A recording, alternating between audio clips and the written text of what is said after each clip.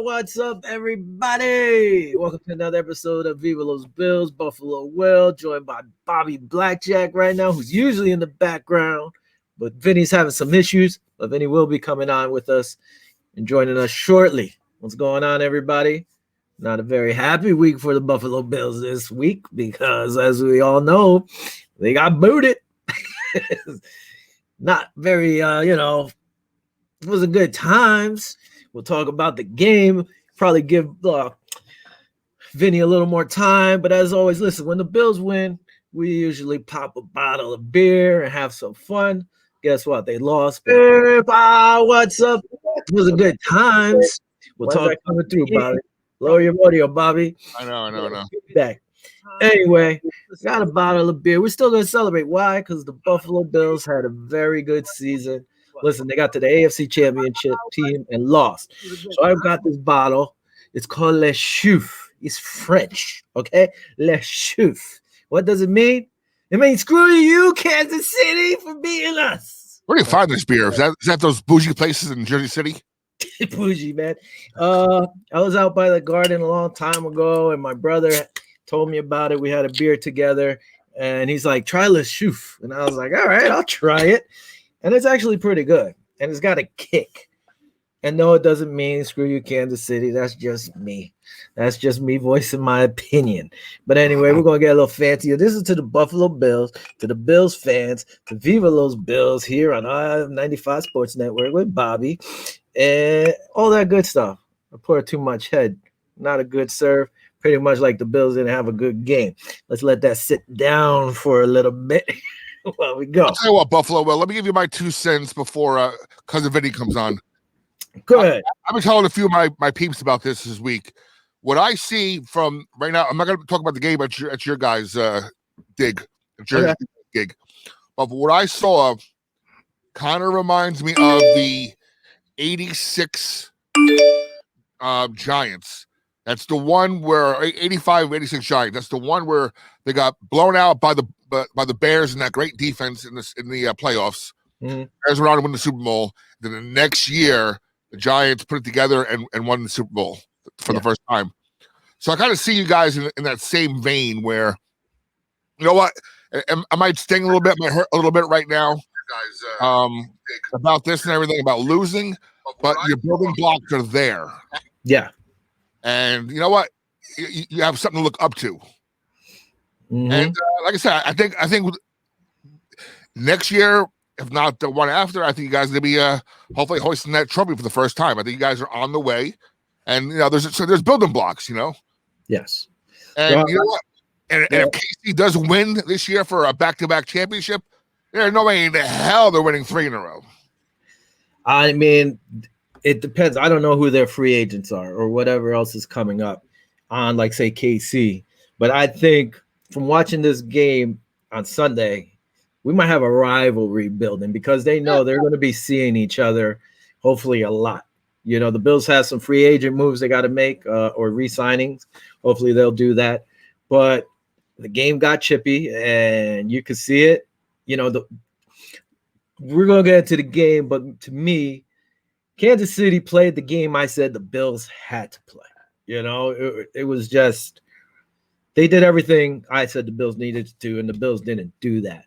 And they're both young teams. Most of the core is young. So like you said, they're going to be seeing each other. And hopefully the Bills keep getting better. I have mixed feelings about, 2 of our coaches coming back.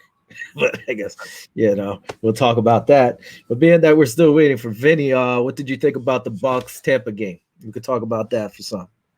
You know what? I actually worked I was working last Sunday, so I got somehow I got my time screwed up. I thought the Bills were playing first. Uh-huh. So around 3:00 when that kickoff came, and I realized, oh wow, I saw time yet. I was pretty happy about that. Mm-hmm. I just think that Tampa Bay and Tom Brady are very similar to like the Yankees, where they had up and down. 11-5 season. Don't get me wrong, that's a successful season. Yeah. But they had highs and they had lows. They lost to some bad teams. They beat some good teams, right? Mm-hmm. And vice versa. So, but when those lights came on in the playoffs, they ran right through the whole NFC, and I'm pretty excited. Hey, you know what? I mentioned this. I'll mention this on my show later, but it's almost like Tom Brady is like American royalty. How can you root against Tom Brady? Yep, there's Vinny popping on. No, yeah, listen, a lot of people, and I see a lot of the Bills fans are saying, I'm not going to root for Tom Brady. And I don't have an issue with Tom Brady. And I've said this in the past. The one thing about New England, which I liked, I wasn't happy that they were kicking our butt the whole time, is that, I don't know, Vinny's frozen, it looks like. They were always humble. They never talked crap.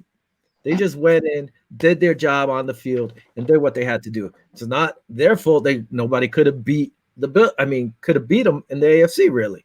It's like when the Bills back in the early 90s, it wasn't their fault they got to 4 Super Bowls. It's not their fault nobody could beat them. If you want to get there, beat them. And that's what I always say.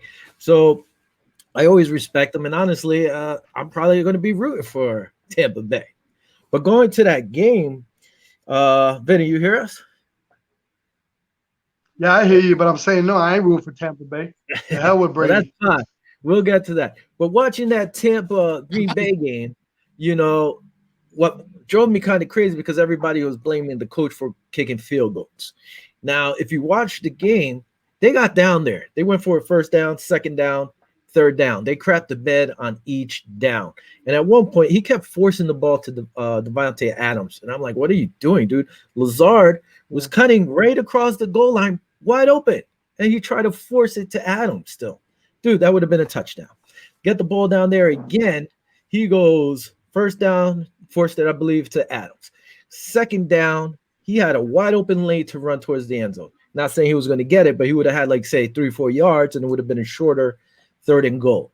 Third down again. He had a wide open lane, could have ran it, possibly get in. He didn't. He tried to force it again, and then they kicked the field goal. So everybody's getting on top of the poor coach. And to me, in that instance, is like, dude, we went for a first, second, third down 2 times in a row down here, and he crapped the bed, but nobody's giving Rodgers giving him any of the blame, which to me is ridiculous. Yeah, I agree. Well, guys, again, it's been a great year, and I meant what I said on Facebook. It's been it's been a pleasure working with you guys, and we have a lot of work to do in the future. And one of the best things I did in 2020 was put you guys together, and the ride's just beginning. Appreciate it, Bobby, man. Thanks for the opportunity. And we're just starting, man. We're starting. Like I told Will, we'll start working on our other project in a few weeks. Let's watch the Super Bowl, have some fun, and we'll start working on our other projects soon too. I don't know. I might skip the Super Bowl. He can go to the beach. He can do that in Florida. We can't, Will. We're stuck in the damn cold weather here. That's right. I'm going to watch it anyway, but enjoy, guys. All right, Bobby. Thanks for joining us. Holding it down for a little bit. All right, man. Hey, man. Welcome. Listen. Oh, yeah, you did. I didn't even think about we were talking about it, and we see you trimmed it. Look at I cracked open my beer. We didn't win. How do you want to drink beer? We had a great season. So you got to celebrate that at least. Absolutely. You could drink for me, man. I'm still You're that sad? Yeah, I'm still sad. I mean, I'm excited, I'm sad all at the same time because, now 2021 offseason officially started. So there's going to be some cuts, unfortunately. We'll get into that later on. But there's some guys that I know I ain't going to be able to make the team. You know what I mean? And I don't think, Bean said he wasn't going to make any major drastic moves, not to expect any major drastic moves. So we'll see how that goes. So I'm kind of bummed out because I got an idea who might get cut and who might not be able to. Hopefully, if they restructure some contracts, we'll be able to keep them. But we'll see how that goes. Yeah, no, we'll get to that. I guess we could start seeing great season, boys. Thanks, Kurt. Thank you. Too bad we fell a little short this year. What is this? Another person put out, hey, I'm a Jet fan. I'm rooting for Brady. This is a historic look at QBs QBs he would have been. Yeah, Brady is a beast. Can you guys still throw each other through the tables live here? You know why everybody kept asking me this if I was going to do it, and I was like, maybe if they win, I'll jump off my porch through a table with the Randy Macho Man Savage thing. But that didn't happen, so I don't know about me jumping through any tables, you know. So we'll see about that, Kurt. Man, I mean, so all right, real quick, we could get to this game. What did you think? Start throwing. I'm going to start sharing this out here so far. So come on. Yeah, man. Man, I got so many things to talk about that. You know, I'm kind of like flustered. I'm still flustered because I thought the game plan would be focusing on Kelsey and Hill, and man, they just tore us up. I don't know why we were playing the way we were playing. The two safeties off, so you know the most of the yardage that they got were yak yardages. You know, yards after the catch. Mm-hmm. And Kelsey's just a baller, man. Hill is just, I couldn't believe how fast he was. You know, watching it, that dude was really, really fast, man. I mean, Poyer came and almost caught him on one of the plays on a 70-yard run that he had. So it showed me that, you know, Poyer got some good speed that I didn't expect that he had. I knew he was quick, but not as fast. I mean, he caught Hill from behind, you know. So yeah. But there was a couple plays that I wish we could have gotten back. You know, Singletary with the drop, that was a game changer right there when he dropped that little flat pass. You know, I was excited. You know, with the muff punt. Where we pretty much set up a score. So we're up 9-0. I was like, man, we're in good shape. But I knew, you know, watching the Super Bowl last year and watching how the Chiefs play, that they strive on stuff like that. They, you know, they score in a hurry, you know, and they were just a better team, man. You know, there's some calls that were questionable too by McDermott that I feel that he should have went for it. You know, we went for it on different situations during the year. On fourth and short, and we were in fourth and goal a couple times, and instead of the field goals, I think that should have been the time to kind of put it away. You know what I mean? And you know, you can't score 3 points against the Chiefs. It just ain't gonna happen. I have a little mixed with that one because almost like the Rodgers and Tampa game, they were down there, they weren't getting no separation, dude. You know, like. You brought up the Singletary thing. I was listening like on NFL Network, the radio, and one guy's like, "Why did they take out Singletary?" Dude, he dropped that pass, and it was that he went right into the doghouse. You know, it drives me crazy. I mean, at least they tried to run the ball, but that didn't happen. Yeah. So, like you said, like going to the fourth downs and kicking field goals, he said he didn't want to break the team's morale. At least you get some points. It was just like they were down there, nothing. They were down there and couldn't get nothing. You know, some of the play calling to me was rough there. But sorry for interrupting. Go ahead, keep going. No. I mean, we weren't really aggressive on defensively. I mean, meaning that we didn't really pressure Mahomes. I thought with the injury that he had with his toe that we get a bit more pressure. On the other hand, they pressured the crap out of Josh. I mean, and Josh is, you know, he's matured a lot as a quarterback. But some of them plays, man, you know, when he got sacked, I mean, he had a loss of 15, 20 yards, man. Just throw the shit away. I mean, I'm sorry. I didn't mean to cuss like that, but I'm sure you can imagine how it was game day. But, you know, I know he's trying to do a lot, but he needs to understand, you know, and there was another play that he threw it when he was going out of bounds that would have equaled another 6-yard loss.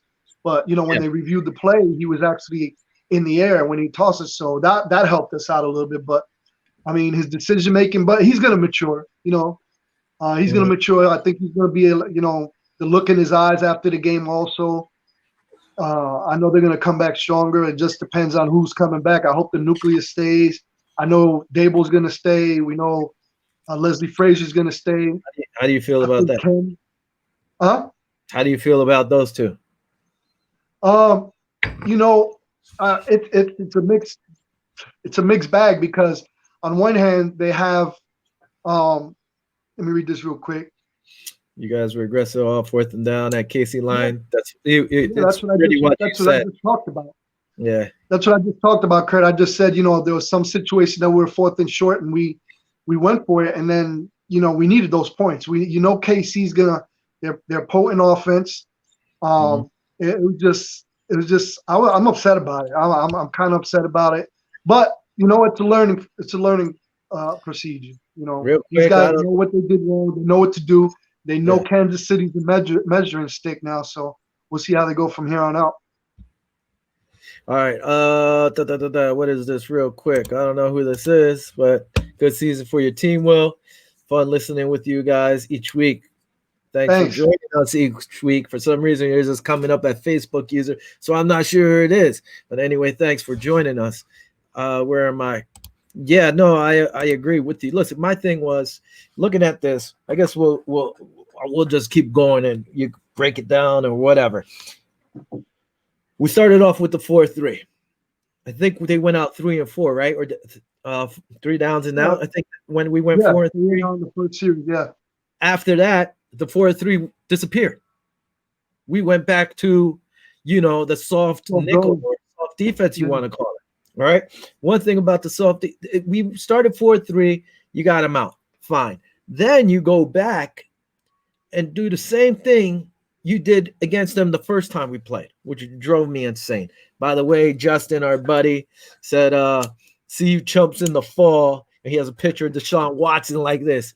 I don't think he's going there. We'll talk about that later. You're a scrub, Justin.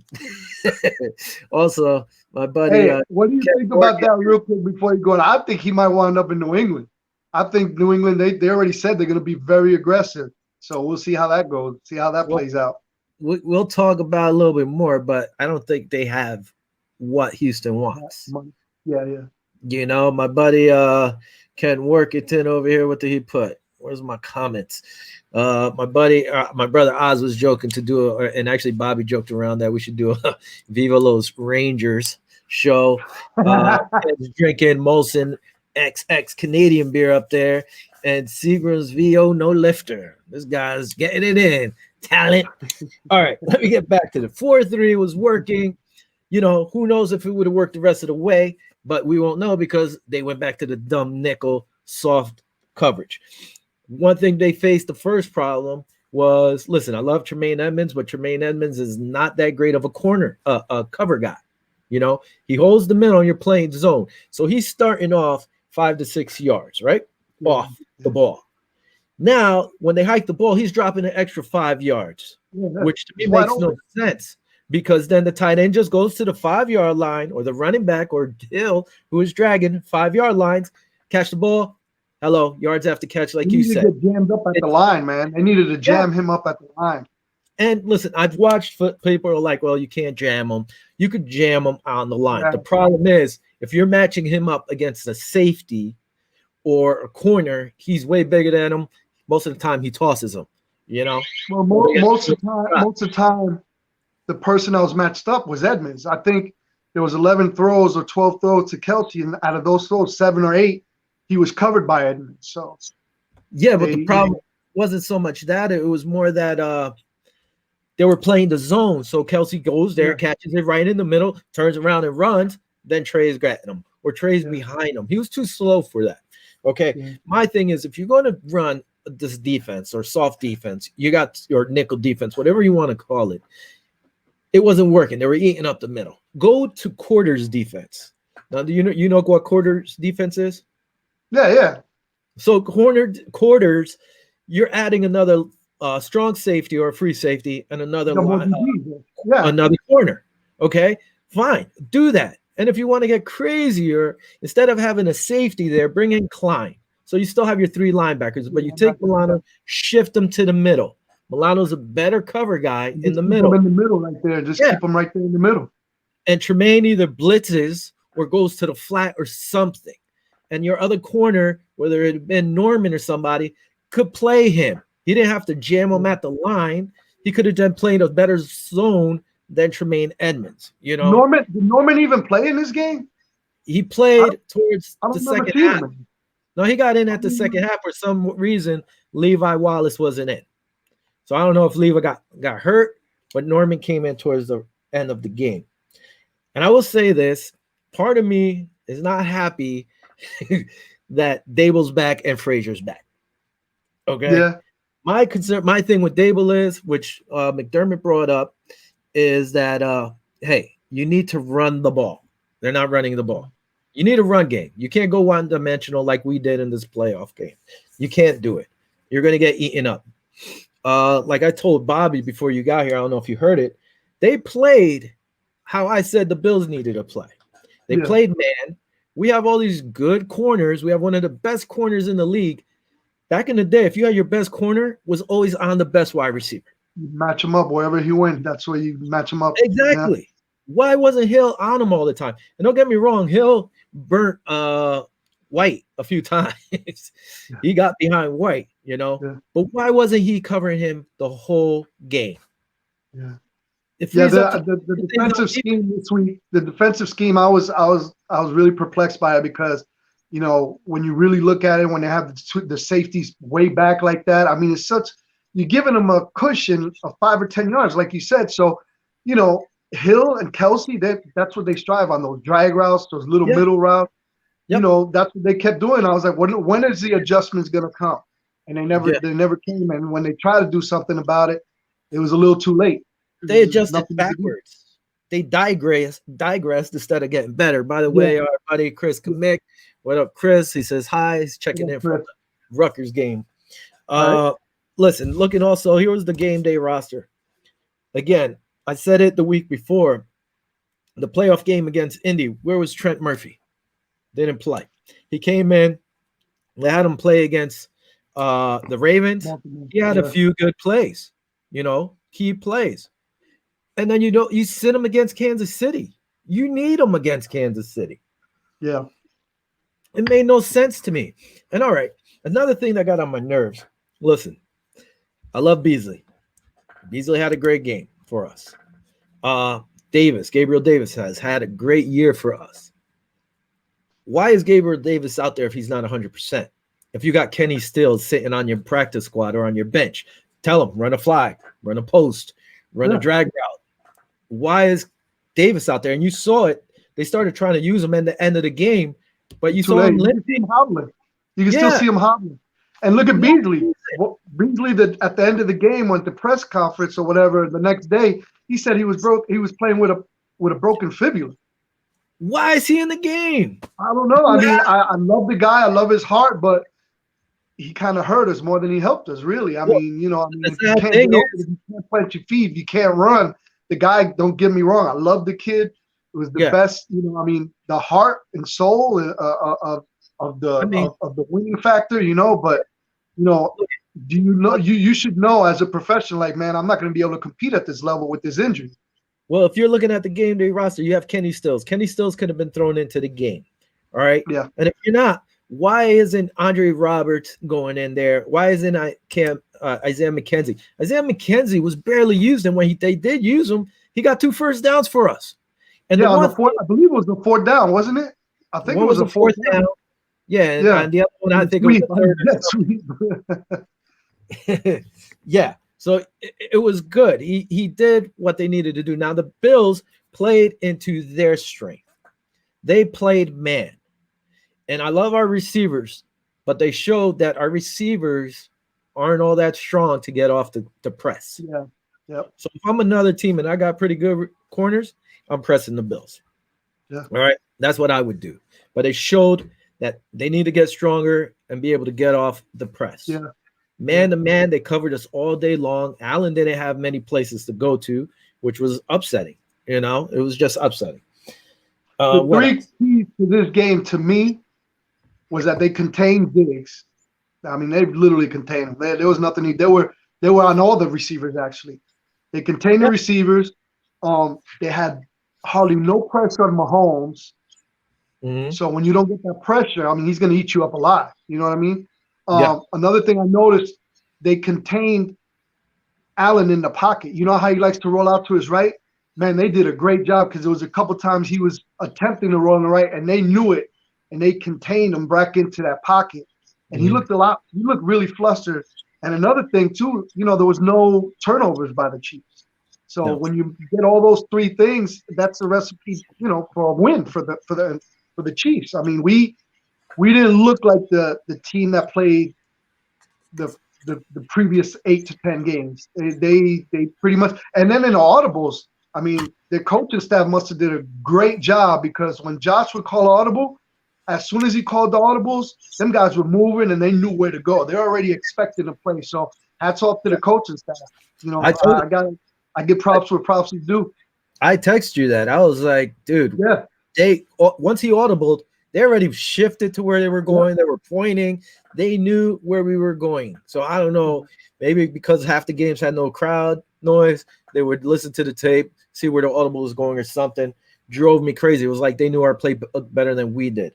They couldn't get separation. Now, the one thing all year long, like I said, used to drive me crazy was the Isaiah sweep or jet sweep or whatever you want to call it. Where was this game? Every time we motioned, we motioned and had our receivers set. It was getting no separation. So then you want to do like they were doing it to us. You would have that Isaiah sweep and have this guy in motion. It's harder to cover. The first game, Hill was on the ends a lot of the times. He wasn't motioning as much. This game, they used it to his strength because it's harder to hit him coming off the line. Now, one thing that drives me crazy, I forgot which game it was, AJ Klein, I think you might remember too. He lit up, I think it was a running back or a receiver, and people wanted a flag, but there was no flag because he lit him up within the 5 yards. Kelsey wasn't hit. Hill wasn't hit ever coming out of the background. I said it against the Browns against KC. I was like, why did nobody hit this guy and let him run free openly? They did it to the Bills again, 4th and 1. I was surprised they went to it, but they used Hill as a distraction, did the same play to a running back. If you watch Kansas City, they do the same plays over and over and over. But I give them credit because it's almost like Vince Lombardi said, we're doing the powerhouse sweep. Stop it if you can. Nobody stopped. And you know what? The 4th down play that they had that they went for, they actually did the same exact play that they did to beat the Browns. The same exact play that they've used, I think, 16 times prior. So, like, if you watch a game film, if you know, at least have an inkling, hey, it might go to Hill right here in this little down and out, real quick 5 and out.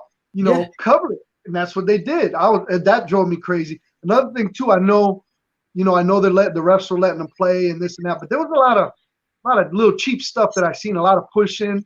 I think Quentin, who was the guy? I don't know if that got hit in the head, got punched, and it was just body slam. In the beginning, it was Jones punched Feliciano. Nobody saw. Feliciano dropped. Yeah. And I think that was either in the first or second quarter. He should have been kicked out of the game. Shouldn't have played. Whatever. Rejected, they missed it. And that was another thing I was going to bring up too. Later on, people are saying, "Oh, the Bills are sore losers. They're fighting." Oh, Allen threw the ball at him. Listen, Jones had Allen. The whistle was being blown. Jones ends up letting go of Allen. Now he was the main guy on Allen, first guy on him. All of a sudden, Okafor comes, grabs him, takes him down. He didn't slam him, but he took him down. There was no reason for it. And then Allen, he just flicked the ball at him, flicked him. It didn't throw a rocket at him. He flicked it. So then Okafor gets all pissed and acts like, a big man. And I love the fact that Feliciano shoved him to the ground. And then it wasn't Feliciano, it was Snow, wasn't it? No, it was Feliciano came back after the second one. Yeah, that's right. Dawkins came, pushed him down, and then pushed him out again. And you saw he raised his hand like this, and then he's like, his jersey was coming out of him like, woo, this is jersey time. He was upset. I mean, that goes to show you the camaraderie they have. And I don't know who it was. I don't remember who it was, but I think it was it Diggs that got slammed? Yes. And that was I think they ended up falling against them, but it was a cheap shot. Listen, the one thing they did, and I give them credit, is they played aggressive. I said the Bills need to play aggressive, punch somebody in the mouth. They came out with that attitude. They didn't play like that the first game. Kansas City came out with that attitude. And number 62, I think he's a guard on their team, he kept pushing after the whistle. and it was getting the You talking about Bills. the guy with the red hair, right? I forgot his name. Yeah. He kept doing it all game long. No calls against him, but he reminded me of Incognito when he would hit. Just keep going. They played with fire, and that's something we didn't do. They took it to us. So, like I said, I give credit where credit's due. They muscled us. Yeah, you know? they whipped us, man. It is what it is. They listen. We were outplayed. Mm-hmm. We were out prepared. We were out coached. We were out schemed. If you want anything you want to add in there, we were out of it pretty much. Because even though we were up 9-0, which I was excited about, once we got, like I said, down to the goal line, 4th and goal and stuff, should have tried. I mean, it's rough. I mean, and then again, the coaches know, and it makes sense. Like you said, if you can't get there in 3 downs and get it, get the points. So I'm torn between both. If you can't get it within 3 downs, if you see at the same time, the Chiefs, man, the Chiefs scored. I think they had a 2-minute freaking score on us. A 2-minute drive, like right away. This is the problem. Like I say all the time, it always happens.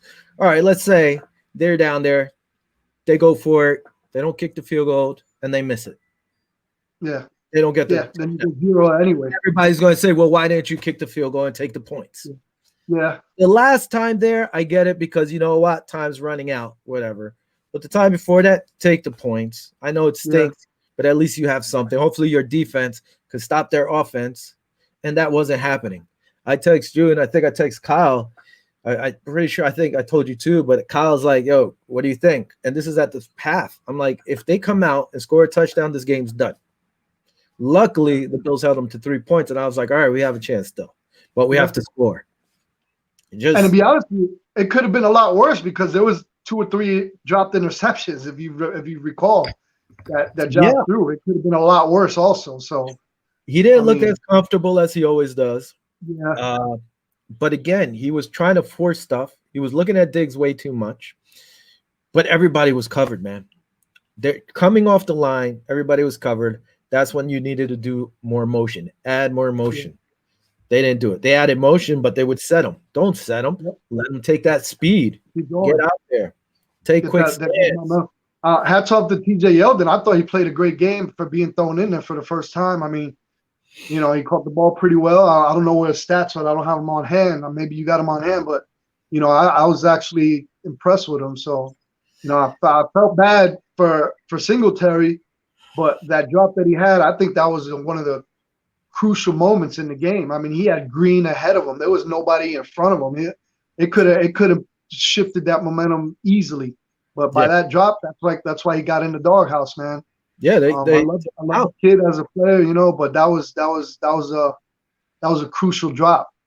Yeah, it was, and they've put him not to sound crazy, but on a short leash. After his fumbles, the few fumbles he had, anytime he messed up, they took him out, and that was, bring in what's his name, Moss, and TJ came in, and what did he do? He ended up dropping a pass too. I was like, are you serious? Yeah. But then he had some nice catches after that, and he got into a little rhythm. So you can't really blame him. But the run game was nowhere. No run game. Allen, that's it. Allen.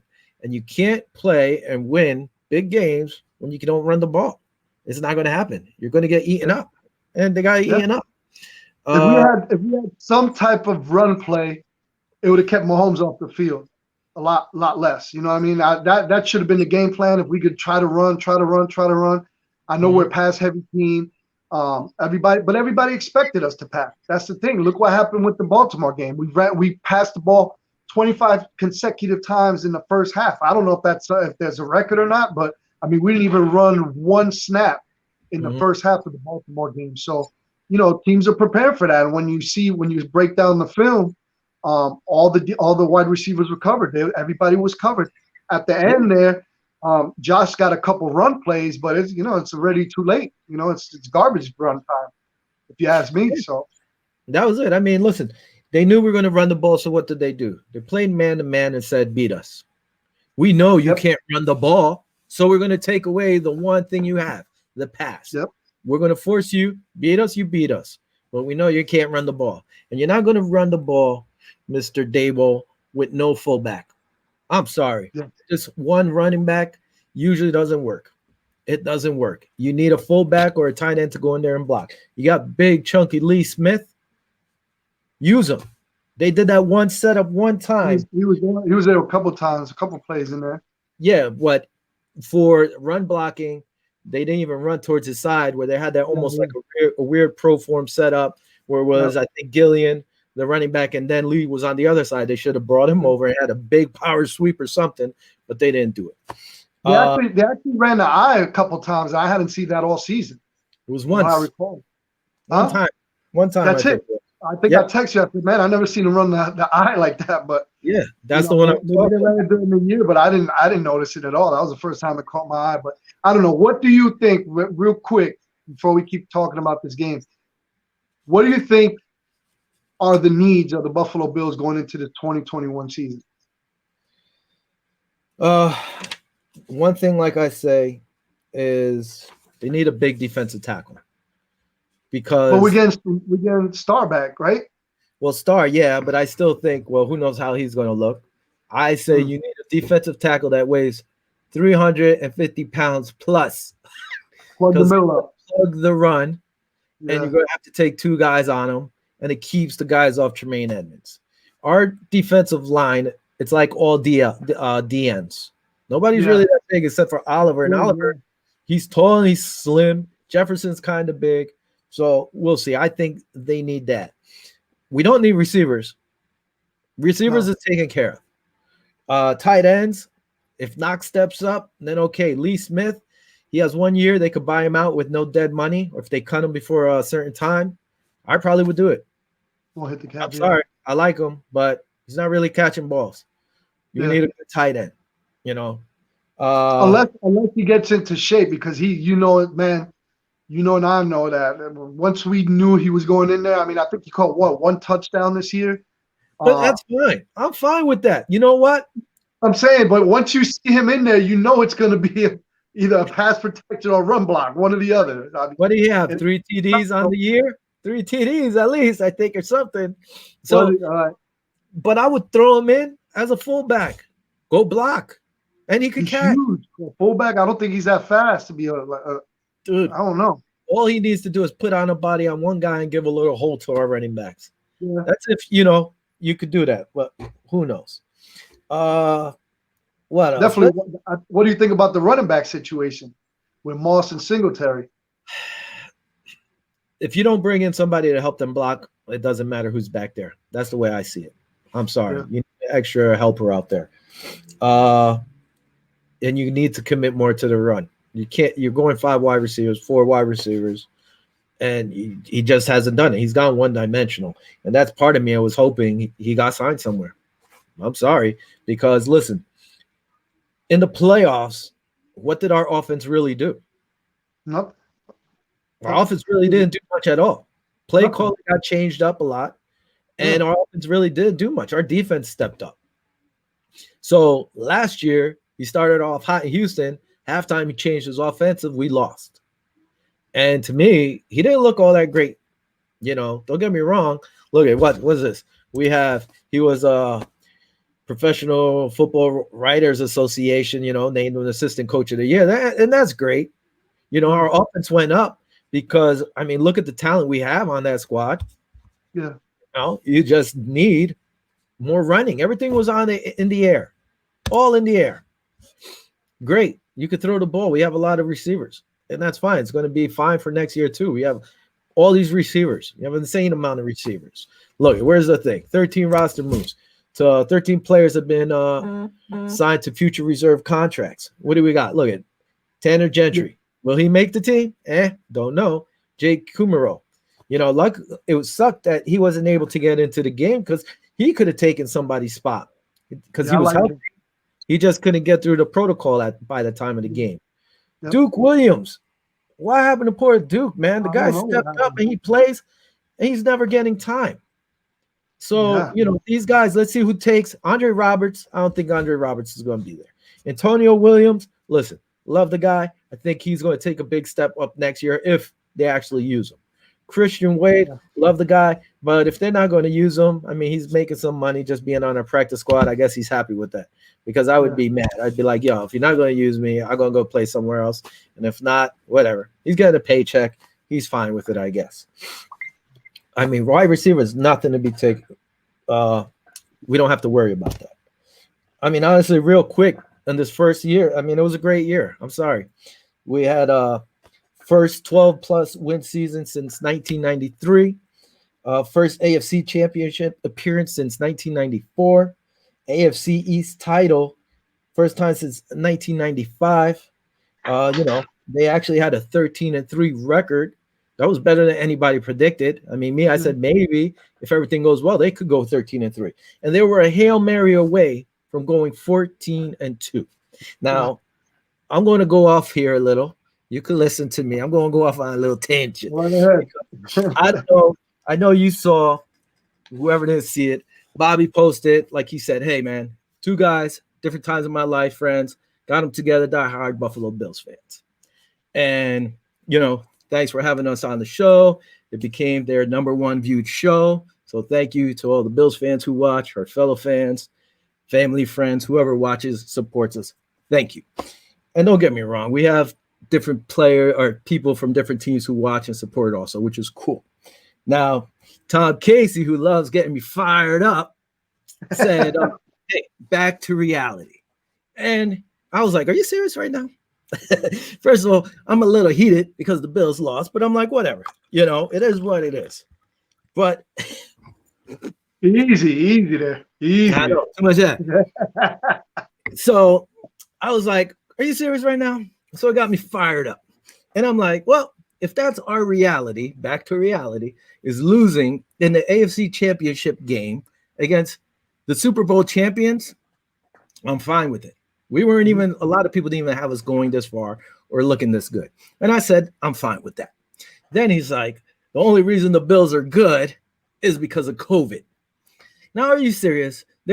I love talking football with people who are realistic. Okay. That's your excuse. So New England, I always thought he was a Jet fan. He's actually a New England fan. So, and then he's like, well, New England, or he also called me a fanboy. I'm like, that just got me fired up too. Like I'm a fanboy and I just say the Bills are #1 and everything. Not true. Listen, you guys lost 8 players in COVID protocol.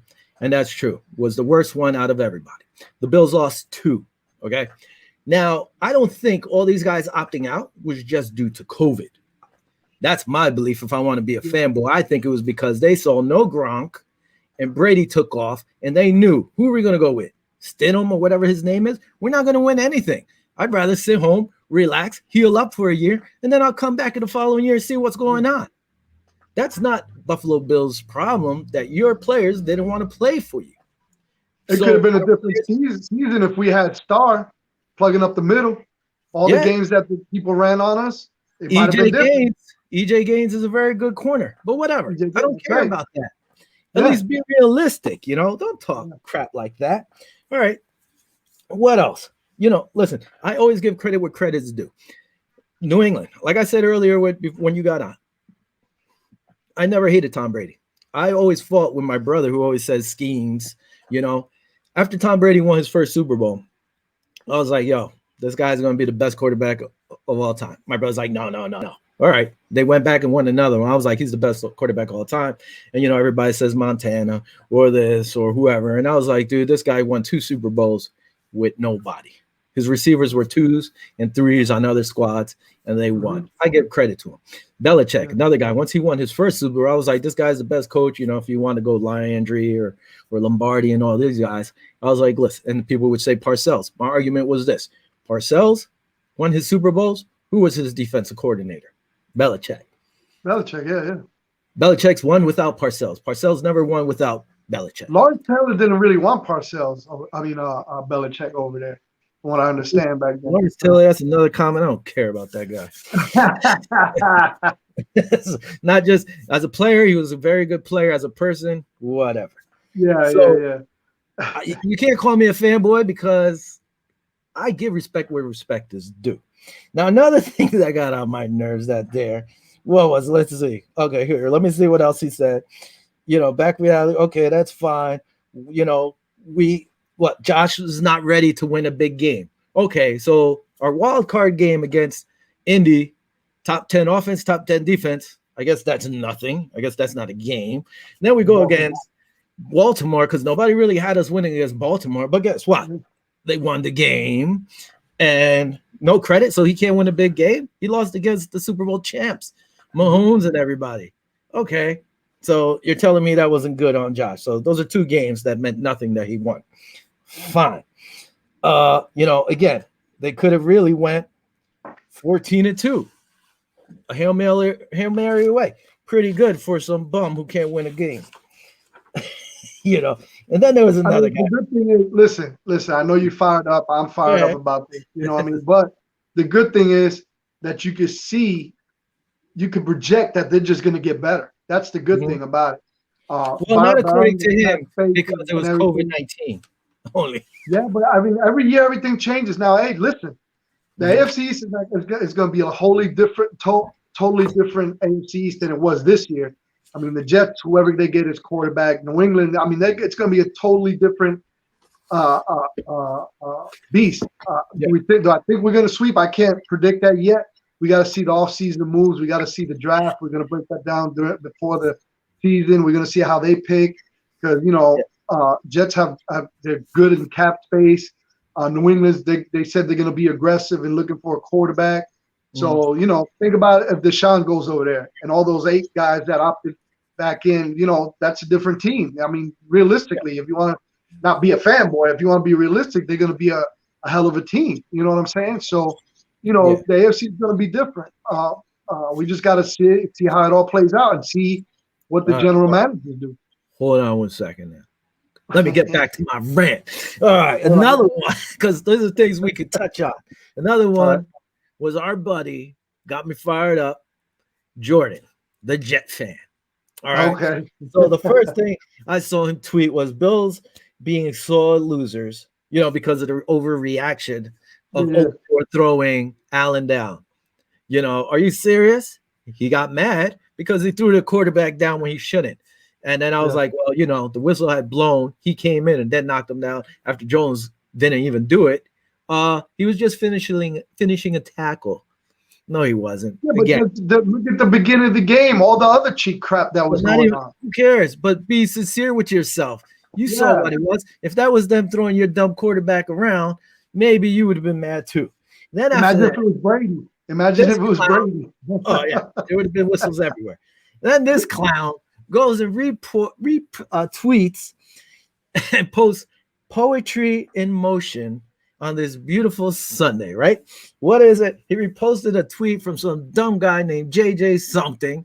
I guess it's his buddy who's another Jet fan. And it was the tweet for this idiot JJ. What did it say? Jet fans were rooting for Buffalo? Question mark, question mark, question mark. Why? Question mark. Their fan base is obnoxious as shit by and large. I don't know how that's poetry, Jordan. Doesn't rhyme or anything. And I know what poetry doesn't need a rhyme, but that was just stupid. Okay? So let me go over here. I'm going to say why these Jet fans, not all of them, because we do have cool Jet fans. Some Jet fans are just idiots. Listen, why are you upset, JJ and Jordan? Because your team went 2-14? That's not the Bills' fault. Well, partially it is, because we beat you 2 of those times. All right. Now, you're upset also why? Because you guys don't support your team. You guys usually give up on your team after week 3. So that's on you guys. That's not on us. Bills fans, we support our team no matter what. Now let's go around. You guys mad because your quarterback was supposed to be the best in that draft or second best, and he can't get out his own way? Is that why you're mad? Hating on Allen, calling him a fullback? But yet, look at his numbers compared to your guy. Oh, by the way, listen, I know it might not be much, but he's a professional, the Pro Writers Association Most Improved Player of the Year. I don't see Arnold or whatever his dumb name is on that. Maybe you guys are mad by that too. Here we go. All right. Maybe you're just mad because your team isn't all that bright. You guys hired an offensive genius who wasn't a real genius, and He's over there starting a 37-year-old running back who's on our squad, and we let go. Come on now. What else you want? Maybe what else? Or maybe it's because you guys are a little confused, saying you guys playing in New York when you actually play in New Jersey. Maybe you win some games if you get that little piece straight. Also, maybe it's that, you guys are mad that you're like the little brother who plays with the big brother over there and share the same football stadium. And you got to see they've won championships and you guys can't win 5 games. One more thing. All right. And for being another thing too, they got a new coach. They got Robert Saleh. Hold on, Vinny. Let me finish. I'm trying to put a little bit of icing on your cake, man. Hold on. Let me get to the obnoxious Bills fans part. All right. What do? We break some tables. We do that for our own all entertainment, and we do it with our own fans. When you go to a game in Buffalo as an opposing fan, you're not getting harassed. It's all love. You get to enjoy the game. We enjoy the game. Listen, for obnoxious fans, they already donated over $1 million to Josh Allen's grandmother's foundation for children who are sick. For obnoxious fans, they already donated over $360,000 to Lamar Jackson's $450 charity. Now it's at $450. There you go. Less than a week ago, it was at $360 for obnoxious fans, not even our own players or own team people. But you know what? It's for the good for kids, right? Obnoxious fans. Listen, over it was close to $250,000 last year for Andy Dalton's charity for obnoxious fans. They show up for the team. Listen, they showed up over here in Buffalo at 2 a.m. to welcome their team back from losing in Kansas City. Obnoxious fans. Doesn't matter if the Bills are in the playoffs or out the playoffs, they back their team no matter what. That's it. Yep. Family, the mafia, whatever you want to call it. Obnoxious fans, we do that. You tell me and you point out stuff that Jet fans are doing like that. So that tweet got me fired up because it's just dumb. If you want to be a fan of just a team, that's fine. You want to talk crap about teams, that's fine. But do it with a realistic mindset. Don't just talk crap. Listen, I give credit where credit's due. I thought the Jets were going to be better than 2-14. That was my bad. See how dumb I am? You guys proved me wrong. All right. Yeah, so we were going to split with them. I called it in the beginning of the year. I said the Jets will probably be the hardest game in the AFC East against us. Mm-hmm. So, but I was wrong. Stop hating for no reason. Be realistic. If a guy has a great year, I say he has a great year, even if he's on a team that I don't like. You give him credit. Listen, I don't like Mahomes, but he's putting them in work. Can't give credit away from him. I could be like, hey, the only thing I don't like about Mahomes is like he has to be number one in everything. And the one thing these guys, Allen included, Mahomes, all these guys have to remember, they're playing in a soft league. And the men that played before them, the Titans, you want to say maybe, Montana, Marino, Elway, Kelly, all these guys, they played in a man's league. You guys are playing in a powder puff league where you can't be hit. You can't get – in the day, you had a step, you were getting crushed. These poor linemen can't even put their weight on you. Yeah. These guys were getting hit by 300-pound defensive tackles, 350. If you got hit by Ted Washington or Sam Rodgers with all that weight, full strength, they would break your little Mahomes butt. So stay humble, kids. Remember how the game was played. All your numbers right now should have asterisks. Look at Jerry Rice. That guy used to get killed cutting across the middle. You can't touch Kelsey after 5 yards. In the old league, a linebacker would have taken his head off or a safety would have ripped him in half. Now you can't even hit a wide receiver hard or a tight end hard because helpless receivers or you hit him too hard. You can't do that no more. So all these numbers, Kelsey thinks he's the man. He's going to break Gonzalez's numbers, Sharp's numbers, and he thinks he's the best thing since sliced bread. And remember, Kelsey, you didn't play in the man's league. You're playing in the softer league. That drives me crazy about these guys, too. Hey, who's the Jets head coach now? All right. Hey, we'll get to some league Saleh. news real quick. So the Jets side Robert Saleh, which I didn't know. Robert Saleh is actually the third head coach that is of Arab descent and he's the first Muslim coach in the NFL. So good for him. Good to him. But hey, let me ask you a question. What? Where did he come from? San Fran. What did he do at San Fran? He was a defensive coordinator. What happened in the Super Bowl? They lost to Kansas City. And how did they lose that game? What do you mean by stupid? How did they lose it? Because but San Francisco was blowing them away. They blew it away. They blew the thing. Blowing them away. And then all of a sudden that defense collapsed. So Jets, good luck. I don't know what culture he's going to bring over there, but just seeing what happened at that San Fran game doesn't really, I wouldn't be too excited. I like that you brought that out because I really didn't even think about that. But what I was thinking about is like, all right, everybody's all pumped now.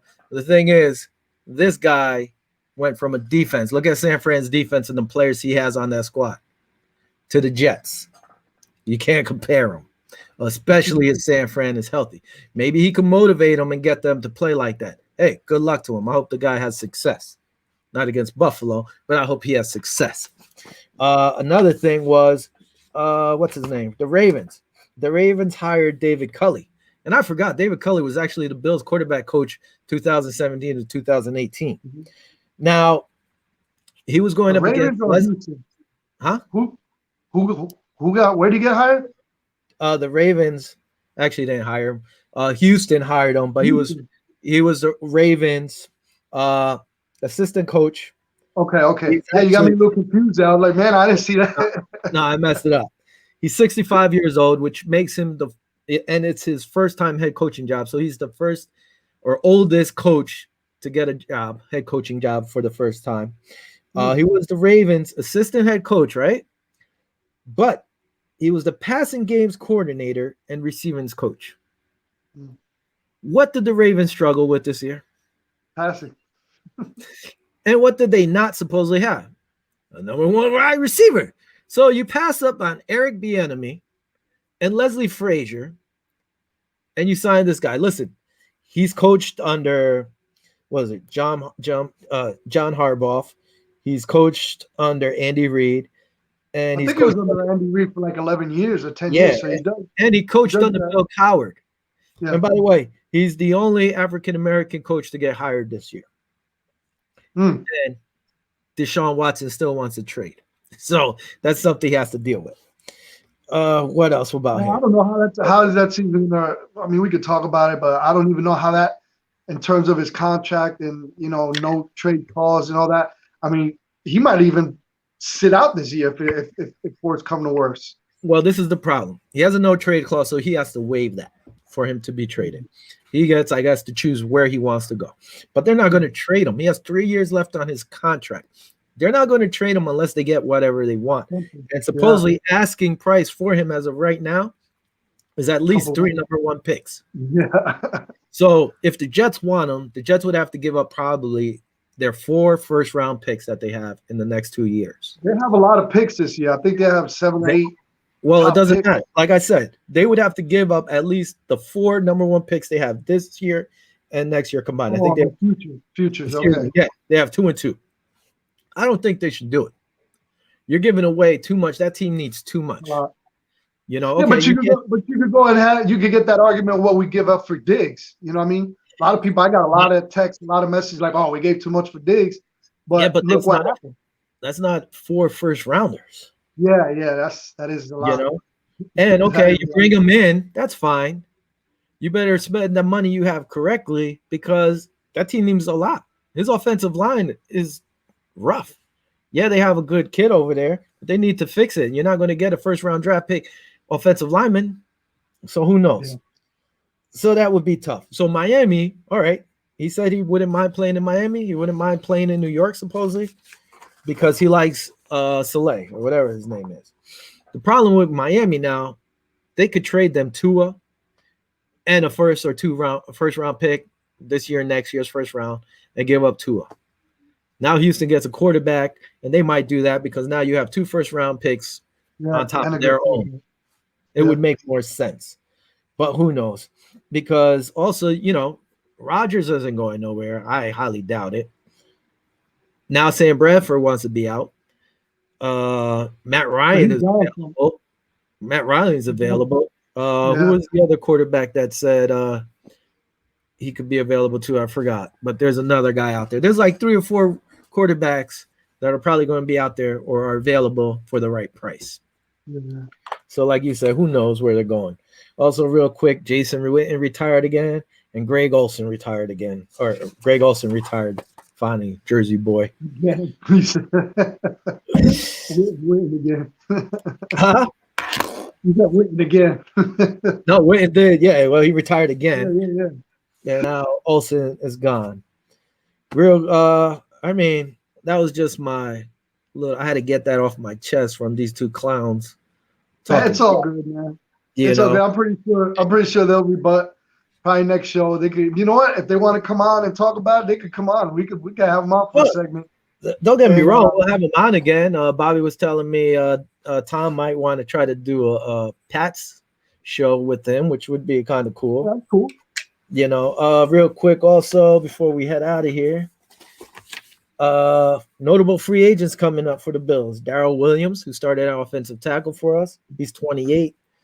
John Feliciano, 28. I think they need to re-sign him, but he got kind of abused this past weekend. Matt Milano, 26. To me, that's the biggest one they got to get done. Isaiah McKenzie, he's 25. He's out there again. Your boy Norman, he's 33 for $6 million. I don't think I'm bringing him back, but you know, Josh, Andre Roberts, 33 years old. Listen, he had a great year for us. I personally would re-sign Isaiah and let him go, and then Ty Neski, he's 35. You know, probably let him go too. So, yeah, we got a lot of with the salary cap situation we got. There's going to have to be a lot of restructure. I think John Brown probably won't be here, but we'll talk about it a little bit later on after the Super Bowl. You know, when things get heated up with the changes and also the draft. So that's when everything will be more available. So after the Super Bowl, I guess we'll be back next week, talk about a little bit more news, and you'll get our predictions for the Super Bowl and see what happens. I mean, I'm a little upset about the season, about how the season ended. But I'm very excited how the season went. I mean, nobody really in that, besides us, we kind of felt that we were going to have a great season. But people outside of us, didn't really think. I got phone calls like, man, I don't think they're going to be good. And I was like, listen, this is why, we broke it down. And you got to sit down and kind of break it down. This is what I think. I mean, on paper, they look good, but let's see how they produce it. They produce, I mean, look at Diggs. We paid a lot for Diggs, but he had 16 games with 6 or more catches. That's an NFL record. He was the number 1 wide receiver in the NFL. So, and the culture that he brought to Buffalo. A lot of people say he was a crybaby over there in Minnesota, but I haven't seen any of that. I haven't heard any of that. As a matter of fact, all the other receivers have grown and learned from him, and he just makes everybody better. So I thought everything that they gave him was worth it. So, I mean, we had a great year. Congratulations to the Bills. We love y'all, man. Bills Mafia. You guys are great. Great season. We're looking forward to another great season. I know it's going to be a little bit tougher with the cap situation. I know the AFC is going to be a little bit more competitive because New England said they're going to go ahead all in. The Jets are going to go on it. Who knows it's going to be a little bit tighter, but I know we're going to be just that better. If you've seen Diggs at the end of the game, he was the only one out there on the field watching Kansas City celebrate. They said Norman was out there too for a while. Yeah. But he ended up walking up because it was weird when I was watching it and I saw Diggs standing there. I'm like, yo, why is he still standing there? Yeah. And then, the next day you start seeing all the pictures and everything that happened. It was pretty, I mean, give him credit, just remember that burn. Those are moments that define you, that look at the look that Josh had in his eyes with Houston. You see how he came back this year and you can see that look again kind of in his eyes. And then you see what Diggs and all certain guys, and they just love each other and they want to stick together. And let's see how it goes with it. Beam said the cap situation is a little bit tight. It's gonna be some restructuring, like I said. Some people are gonna get let go. But matter of fact, I was just talking about this with a buddy of mine today before we go. They have to sign Josh. They're gonna have to sign Josh. I'm expecting. Holmes got a $50 million a year for 10 years. I'm expecting Josh to get, being that we're in a smaller market, maybe 27 to 33 a year for the next 8 years. That's my prediction. He's probably going to get over 30. Listen, I mean, lock him in. I think. What year is he on now? He's on his fourth year. Fourth year now. They still could sign up to his free agent. His 5th-year option. They just want to pay him now, and get it done, and not worry about. Or they'll get the contract and maybe have it go, in effect next season. We'll see how it goes. We'll keep you guys informed, man. Once we got a lot of stuff from Fred Kilmartin. Shout out to Fred. I get a lot of my info from him and Buffalo News Consolidated. A lot of guys that in the circle here that we watch and we kind of get information from, and plus straight from Buffalo Bills. So we keep you guys posted on whatever changes, whatever requirements, whatever anybody gets cut, anything. We'll keep you guys posted. Yeah. Also real quick, this guy, he was also Sporting News Executive of the Year, which was pretty cool.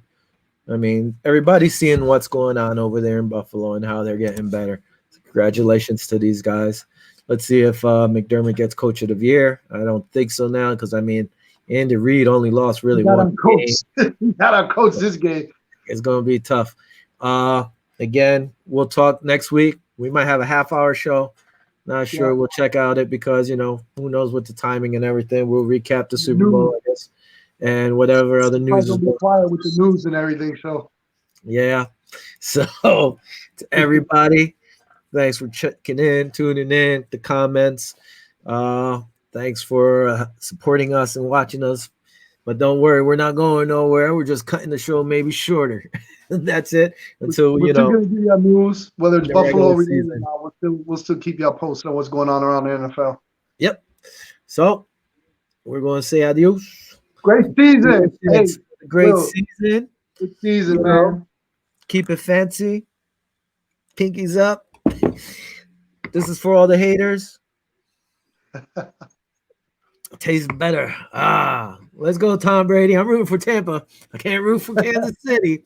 I rooted for Andy Reid. We'll talk about it next week. We'll talk about it next week, and we're going to break down who you want and why, because I don't even want to get into it right now because we got to get out of here. All right. Peace out, everybody. Adios. Nos vemos, VivaLosBills. Go Buffalo. Hey, anybody out there knows any players, send them our way. Peace.